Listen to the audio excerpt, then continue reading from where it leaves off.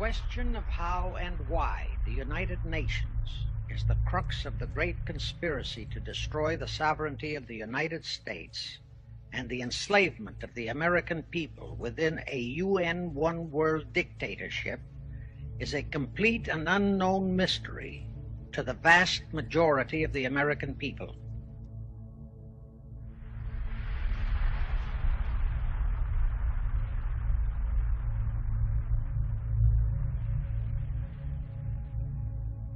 The reason for this unawareness of the frightening danger to our country and to the entire free world is simple.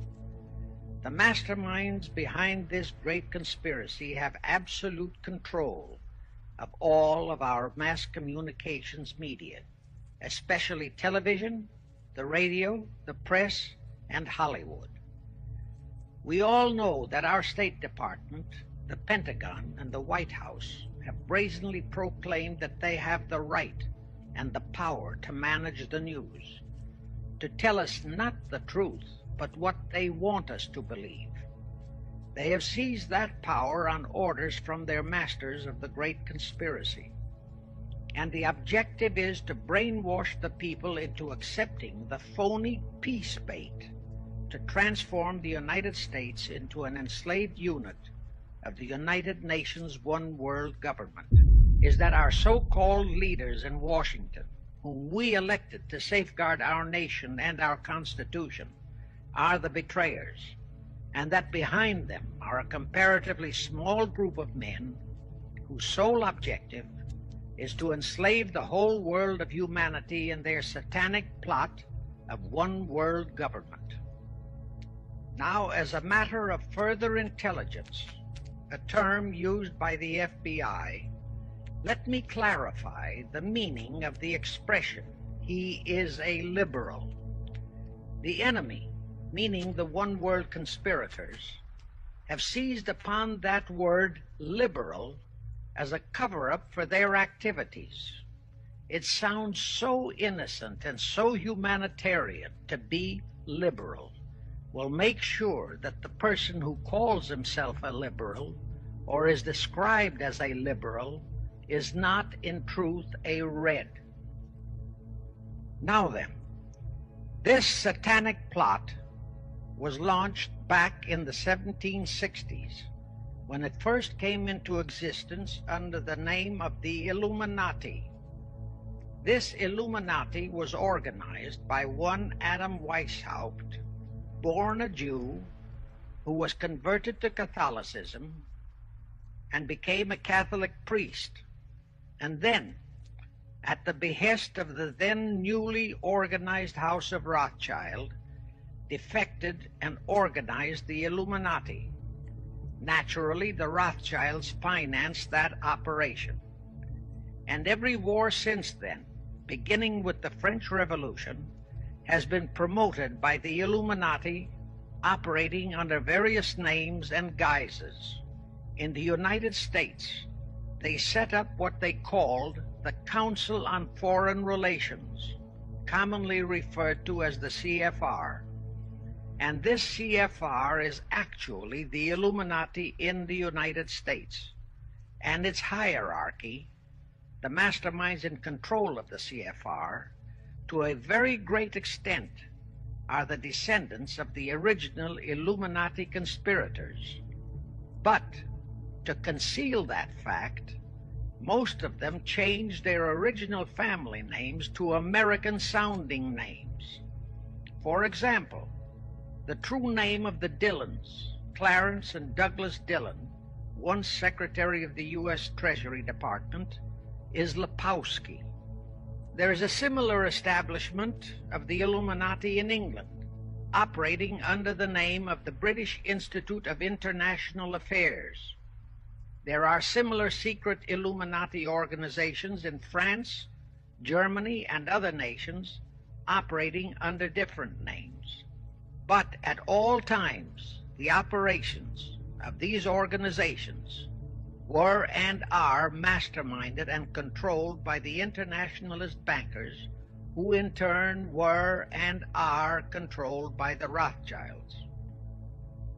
Now, just why did the conspirators choose the word Illuminati for their satanic organization?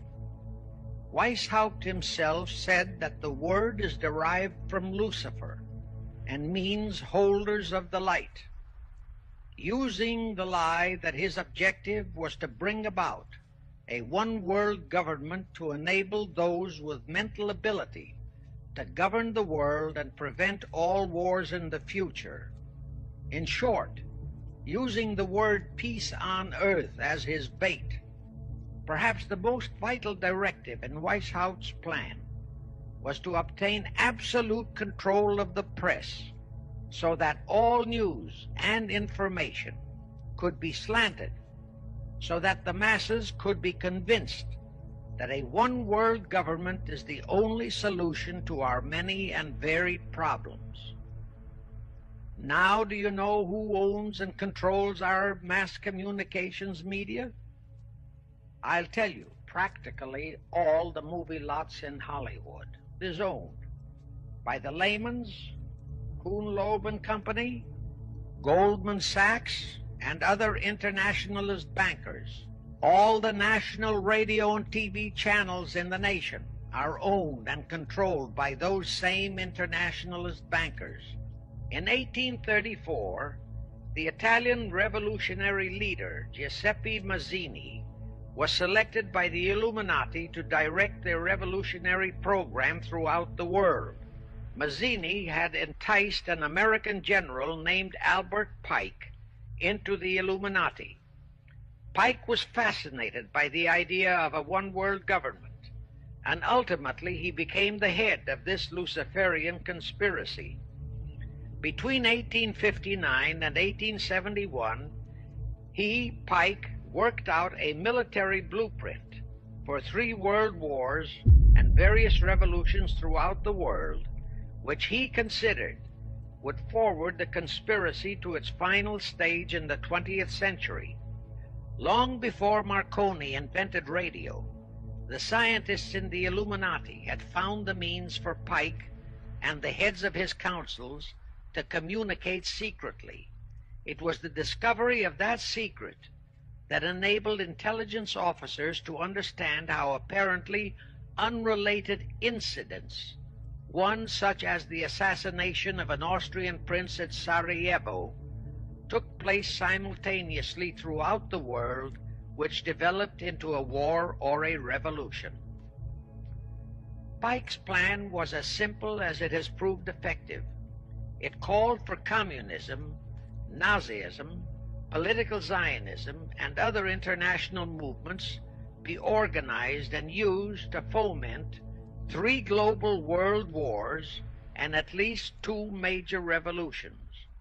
World War III is to be fomented by using the so-called controversies the agents of the Illuminati, operating under whatever new name, are now stirring up between the political Zionists and the leaders of the Muslim world. That war is to be directed in such a manner that all of Islam and political Zionism, Israel, will destroy each other, while at the same time the remaining nations, once more divided on this issue, will be forced to fight themselves into a state of complete exhaustion, physically, mentally, spiritually, and economically. Now, can any thinking person doubt that the intrigue now going on in the Near, Middle, and Far East is designed to accomplish that satanic objective? Pike himself foretold all this in a statement he made to Mazzini on August 15, 1871. Pike stated that after World War III is ended, those who will inspire to undisputed world domination will provoke the greatest social cataclysm the world has ever known. Quoting his own words, taken from the letter he wrote to Mazzini, and which letter is now catalogued in the British Museum in London, England, he said, "We shall unleash the nihilists and the atheists, and we shall provoke a great social cataclysm which in all its horror will show clearly to all nations the effect of absolute atheism, the origin of savagery and of most bloody turmoil, then everywhere the people forced to defend themselves against the world minority of revolutionaries will exterminate those destroyers of civilization, and the multitudes disillusioned with Christianity, whose deistic spirits will be from that moment on without direction and leadership, and anxious for an ideal but without knowledge where to send its adoration, will receive the true light through the universal manifestation of the pure doctrine of Lucifer, brought finally out into public view, a manifestation which will result from a general reactionary movement which will follow the destruction of Christianity and atheism, both conquered and exterminated at the same time.